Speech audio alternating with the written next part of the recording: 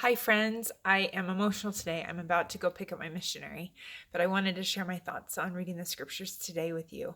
We're talking about 3rd Nephi 13 through 16. And in chapter 13, it's the Lord's Prayer, and it's talking about prayer, not doing it in public and going into your closets and not repeating vain repetitions, right? And I think it's important to note here that is it okay to pray in public? For sure. But I think this is the Lord's invitation to us to plead to Him directly with an open heart and to have our prayers be purposeful and honest and authentic. Chapter 14 talks about judgment and not to judge, but I think it's really important to note here we are commanded to judge, but to judge righteously.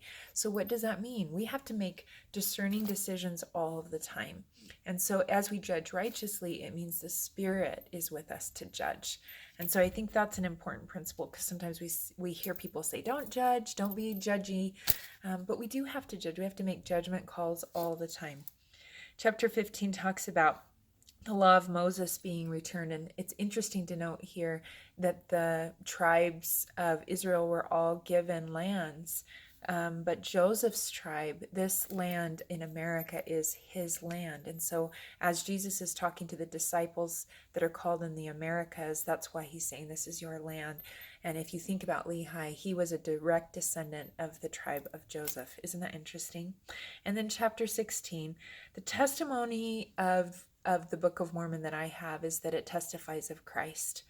And as you look at over 6,000 verses in the Book of Mormon, I think it was Boyd K. Packer that said that more than half of them refer to Christ himself.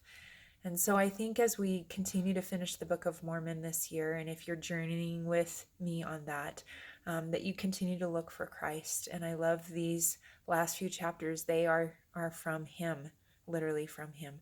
Thank you so much for joining me, and thank you for all of you that have been so supportive of my son and his mission and have reached out to well wish our family and to pray for him and support him in this next transition phase of coming home, which can be challenging.